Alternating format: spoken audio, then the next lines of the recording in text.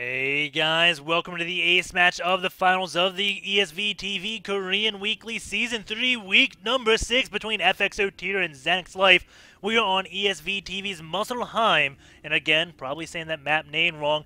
It is a map that is unique to the ESV TV tournament line, which means it's not used in any other tournament or on the ladder, which is really darn cool because we're going to see some unique play this game.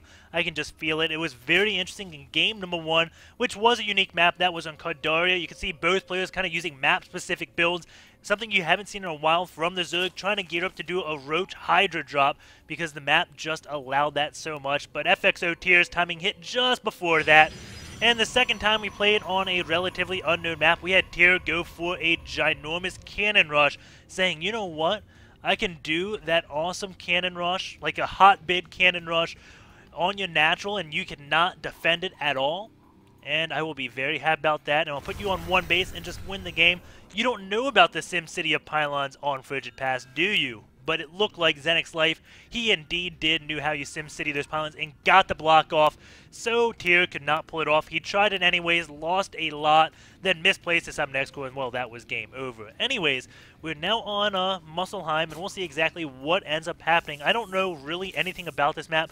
It is a 1v1 map. And we'll see exactly what these players end up going for. We do have the 15 pool out of ZeNEX.Life. He has tried to go for a hatch first in a few of these games, but after seeing that cannon rush, he is not going to be trying that again.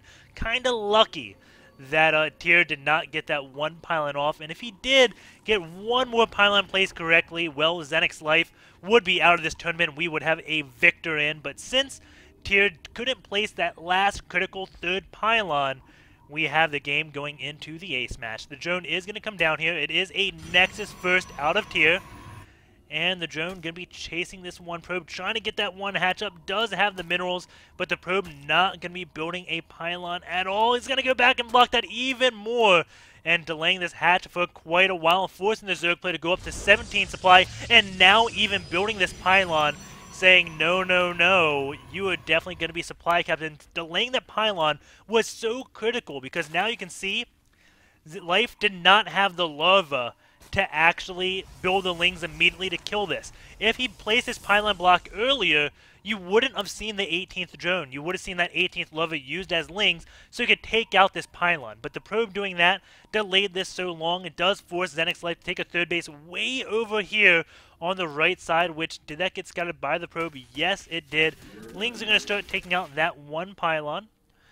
And if he wanted to, he could kind of do that little cute cannon rush, possibly. I think he could place one right here, and right here, and have the cannon go in this area. I'm not positive about that, but doesn't look like he's going to be trying any type of cannon rush. Just very happy about delaying that lair so much. And in this game, he isn't going to be going for the cybernetic core before the cannon. We saw that, and I think it was game number 3. He is getting double gases right now. These gases are at the same exact timing or as close as you can get. So this is a little bit different. Every game we've seen the gases at a little bit different timing, but this time, same exact timing. Going to be putting 6 probes on those gases right away. Cybernetic core has started. Lings are going to be coming, and they could possibly run by. But again, on Muspelheim, this cannon is in range of the ramp. So the Lings are going to have to get hit by the cannon on 2 trips. It just shows how uncommon it is for a map like KWS3W6 to have that cannon way down there where it can't really protect that much, which makes Ling run-bys that much more dangerous. But we don't have Ling's trying to run by for life. He is going to be chasing this one probe down, ensuring no forward pylons do get placed. Third gas goes down, and based upon these gases going at the same exact timing, I'm going to say we're going to see some type of tech, and it's a little bit odd that we don't have anything coming out of the Forge just yet. So it may be Stargate play, just because we have all this gas and no research. He is going to be getting the Stargate, now taking his 4th gas.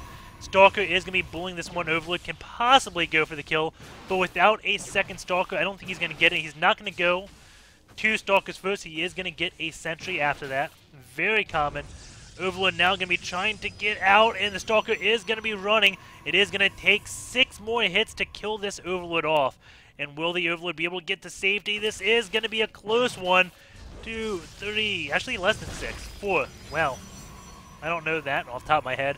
But anyways, that Overlord does go down. It does supply cap ZeNEX.Life, and we'll see exactly what the Stargate does. The supply cap isn't nearly as big as losing the scouting information. And again, we don't have ZeNEX.Life. Seeing that these gases were the same exact timing, this was the big thing that told me, hey, it's going to be Stargate play. Seeing those gases go down at the same exact time, seeing this gas then get produced very quickly, and not seeing this upgrade. And that Warp Gate research is going to be finishing around the 7:45 minute mark. Again, it wasn't really Chrono Boost. This Void Ray is going to come out. We do have this Stalker walking around, making sure it is safe for the Void Ray to go straight down the middle of the map. As you do see, that is where the rally point is, just straight on down. Stalker did kind of clear a path, but the Void Ray now going to go along the outskirts of the map as the Phoenix is going to be produced. And we do have +1 now started, for FXO.Tear. And these Lings may actually scout the Void Ray. It's going to be really close. The Void Ray is going to go into this watchtower. I think the Stalker did come up, saw nothing was on it, then left, and then a Ling went on. So a little bit unlucky for that Stalker, as now the Stargate play is scouted a little bit earlier. We do see an immediate Spore Crawler. Come on. He is getting a 4th Queen out now, as he is at 3 Queens. So 4 Queens will help him defend all his bases. And he's not actually getting a Spore Crawler, and this is really odd. 4 Queens not really enough to defend against Void Ray Stargate, just because, well, the Phoenixes lift up Queens, and the Void Rays do a lot of damage. And there we go, the first Spore Crawler has been built, and uh-oh, a Hydra Den, and that's exactly what Tear wants Life to do, is say, hey, go Hydras, because you can see the Robo Bay behind this. Going to be going into Colossus play. We do see now another Spore Call, and he is going to be fending this off relatively well, so minimalistically defending this off. And this is how you play Zerg. If you can do this, which is very hard to do, to know the timing this crisply, to say, hey, I know the Void Ray is like within vision of my base, but I'm still not getting a Spore Caller, because I know I can fend it off for just a little bit longer, and then gets it last possible second, mining as much as possible. We do have a Nidus network, though, being built. And does he have vision anymore? Well, he has Speedlings. So those Speedlings will be able to get him the Nidus Swarms out on the map. Doesn't have any overlords to place them on the high grounds. With Tear does have really good scouting information. That Phoenix will get taken down. Does see Hydras. And right now, Tear is like, oh yeah, you are going for the, what I want you to go for, the Hydras. Going into this, he did scout that Nidus network, so he should know the Nidus Swarm is going to be coming. And before the Colossus gets ranged, the Hydras will do okay. The Colossus is at +1. We do have +1 missile attack, and Groove Spines finishing about the same time this Nidus Swarm will finish. You can see Groove Spines finishing now. We have missile attack about 10 seconds, and the Nidus Swarm network is done right over here. All the units are down here defending, while that Nidus network just start letting loose the Hydras, Lings, and Roaches. And going into this army supply, we do see the Zerg with a lead, and that Colossus Thermal Lance not done yet. There's only 3 sentries, but both the Hydras and Colossus have a range of 6, which means the Colossus cannot just sit safely behind force fields. Another Nidus network goes down back here, but a Void Ray is taking it off. Hydras, though, getting lifted up. Some nice kiting going down. This Colossus does fall, and it looks like we will have FXO defending this, but more Roaches coming in. Not going to be enough to take out anything, and Tear defends this very nicely. Going to be getting Blink behind this, going to take out this Nidus Worm, but the Roaches go in and hop over here to try to snipe this third base. Very nice move out of ZeNEX.Life, and that third base does not look like it will go down, unfortunately, but that was a pretty awesome move. We do have another nice one being built here. It looks like he's playing Leapfrog with Nidus Worms. Now these Roaches just going to be going down, picking off what they can. Nidus Worm is going to be finishing, going behind this, but it looks like we will have a 4th base coming out of the Zergs. And he says, oh, I can't take out that 3rd base, but the Nidus Worm does come off, and these Roaches going to be streamlining on in. This pylon will be getting taken out. That does not supply cap FXO.Tear. He is going to be coming in here. That Colossus is relatively unprotected, but the Bros being a good wall, the Roach is forced to back off. He is going to be splitting them up, going off into the Workers Guild. It is up to 6 now before this attack. And that one Nidus Swarm still up, has plenty of units he could let on loose.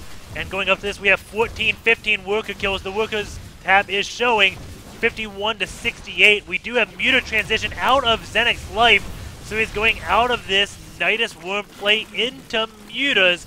One of the last things you'd expect, because this Hydro Roach Nidus is very expensive. Tear does a great job, has units, even a Colossus back here, so this little counterattack cannot do a single thing. But he's going to go up into the natural, which is undefended, forcing the probes to pull off. Those Lings going to do some damage. Looks like they only kill a few probes.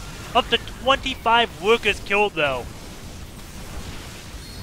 And going to be killing a few more. 29 workers killed thus far. The Void Ray is going to take out that Nidus Worm. The fourth base is just about up. And this is coming into like a little bit of TLO style. What does TLO do with his Mutas? He uses Nidus Worms, or he used to use Nidus Worms with Mutas. Why? Because at all times, not only can Mutas be anywhere on the map, but you can have all your units be on the map. You're just one of the most insta-mobile units. Imagine Protoss, Mothership, that could, the recall from Protoss.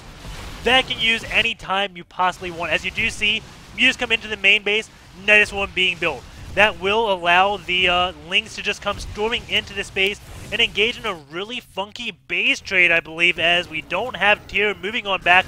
Nidus Worm lets loose, and we do have Lings, Queens, and everything coming on back. Lings are going to start taking out all the probes at this third base, while we do have FXO.Tear going to be coming in to take out this natural. But because we have Nidus networks, he can put the drones in and save them, which is very nice. It doesn't get the ones from the main, but all the drones from the natural do get saved, as you do see them already sitting at the main base of ZeNEX.Life. And now these two Mutas may be enough to pick off the Colossus. They're not throwing it down, though. It's so close. And there we go. That Colossus will be taken on out. Now Lings are going to come take out that Stalker. Lings are surrounded over here. That third base does fall. And we do have FXO.Tear going to be moving on. But Corruptor's being made right now for Tear. So he's going to say, okay, you got Colossus. I just need to kill you, Colossus. Then my Lings will do a really nice job along with my Mutas. So he's going to get a few Corruptors out to just snipe the Colossus. And then he's going to be really happy. We do have the probes transferring on over. But the Lings and the Mutas going to be taking out all the buildings. Probes did come on over. We do have enough minerals for a pylon, if he can manage to get there. And that's going to be another thing that ZeNEX.Life is going to have to worry about, is the random attack on the pylon, because he doesn't have his units split out that much going into his buildings. Is he going to remember to build? Yes, he does get it in an assimilator. So very good call there. Assimilators cost less than pylons, and should also have more HP than a pylon. Yeah, they do. They have 450, 450 instead of 200, 200. So assimilators really good in these base trade situations. Stalker's going to come up here. It looks like most of the drones have been pulled, and these drones have been being used as part of the army. 32 drones, 31 drones. And going into this army size, we have 79 for the Protoss, 54 for the Zerg. And a lot of Lings are going to come up. There are a handful of units right here. Everything's trying to take out this one natural. The Lings are going to go. There's no sentry, so they cannot get any force fields. Everything is going to come. He is blitzing this one base. Just going to take out the Zealots. And now the Stalkers, a few Lings are going to come down here. If he takes out this assimilator, is that all there is? There is a pylon now just starting. And this could be very bad. Now all the Lings will be taken on out. Stalkers are going to be forming a wall. And this could be GG right here. Now, what is the Ling count? 8 Lings, 5 Mutas versus 22 Stalkers, 2 Colossus, 1 Immortal. The game all goes on this pylon. These 5 Mutas have to delay the game somehow long enough to kill off this pylon, or build off an army to kill off Tear's army. And this is going to be really, really hard for ZeNEX.Life to do. But the good thing is Tear doesn't know we have this. And there are a lot of spine crawlers being built. Saved a lot of drones, so he could do that. I guess if he gets enough spines, he does have multiple bases around the map. Just mining that observer is seeing exactly what is going on. Sees 2 bases, will be seeing 3 bases. This Colossus is going to be sitting off in the back. Just going to be poking those spine crawlers. A few spines come moving up, trying to get into range, but that means the Stalkers will be able to shoot them. One sentry, though, does get picked off. Now the Stalkers and Mutas come. If they pick off the Colossus, then there'll be nothing to snipe the Spine Crawlers. Colossus does go down, and that may actually be GG. ZeNEX.Life is going to have a really hard time killing off all the Spines. He will be able to take out these bases, but that is a lot of Lings that are coming out that are just going to go over to this base. And if he, again, gets enough Spine Crawlers, he should be a good job. But these are Blink Stalkers, so they may be able to get a good position to do snipes. We have still one Colossus over here, so don't get him out. That Colossus does have 46 kills. He is an Executor. If he does make his way over, he can continue to snipe those Spine Crawlers. And that's what he has to do. He has to take out all those Spines and take out these Lings without taking losses, with a very nice Blink coming down. Blinking now on the low ground, but all the Stalkers losing their shields. But he's blinking into a spot where surrounds cannot happen. And also the ramp, so we do have Tear still ahead in that supply. All the Stalkers do not have shields. More and more Lings coming in. And the Stalker blinks, misses that low ground. One more Stalker does go down. And he's got to send more and more Stalkers out to defend against these Lings, and hasn't really done any damage. More and more Lings are being made. He has not sent enough Stalkers over. These trying to make their way over, but by the time these 4 Stalkers come over, these 4 Stalkers will be dead. And they'll have enough Lings to kill off these 4. It's looking better and better for Life. Life doing the impossible. I thought that game was over after the pylon did come out. Stalkers doing a very beautiful job with the Blink. And these Stalkers actually live long enough for the other 4 to make it. Lings running back and forth trying to kill off these Blink Stalkers. But they're doing a very good job. No economic damage being done now. And Roaches even coming out. Lings now going to be chasing down on this low ground. And these 2 Stalkers are going to be taken out.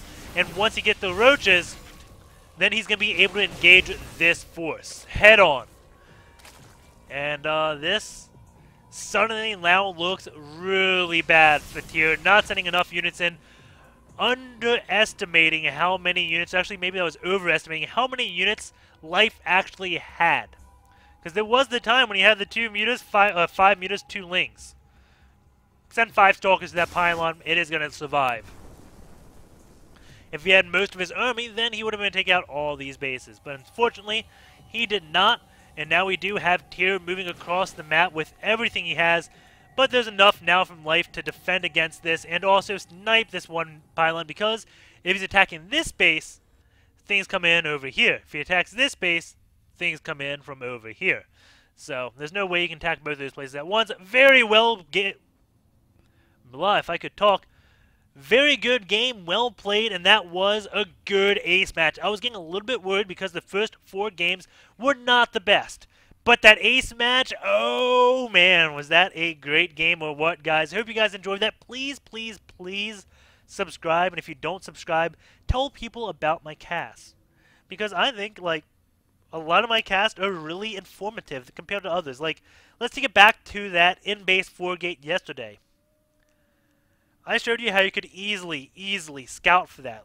Every time some, like, misscouting information comes, I try my best to say what was unique. I may not be 100%, that assumption may not be 100% safe to make, but every time I say those assumptions, I write them down kind of in my notebook, kind of like take a note from Grubby, writing those things down, and I'm like, okay, well, I'm noticing a pattern. Every time I do this, like those 2 gases at the same time, then going for a fast gas and not the forge upgrade, I called the Stargate, and I just know that because it may not be a safe assumption to make because they can do other things, like he could have went for DTs, could have done a Blink Stalker thing, but I knew that one was Stargate just because I noticed a pattern, how many times something odd does occur, and what it results to. So eventually you'd say, hey, that's a safe assumption to make, if that kind of makes sense. And here is a random tip for all you people in this video. I want you to leave a comment and either say if you want me to start a blog or not, kind of like the Tosis with his SC2 Dojo, I think it is. I'm going to start a website. I'm going to start me a blog, and kind of whenever I write things down interesting, I'm going to be posting them. I know it can be Twitter, but I can do better organizing on a blog. So I want to do that. I need a domain name. I don't want to use the Rage Quit TV name. I want to use something of my own with IP. So let me know of the IP, and here's a special thing for you. Because I am asking you for help of giving me a domain name, it used to be IPSC. I want to be a little bit cooler than that. So, here's my tip to you. You may be wondering why pros every now and then play without headsets on when they're just playing. You know why that is? They're increasing the map awareness. If you play without any sound at all, or just pure music. I know, like Last Shadow, he'll have his iPod on in his ears, listen to his own music, and play different music for the stream. But that increases your map awareness because you're not going to hear about supply blocks. You're not going to hear about your units are under attack.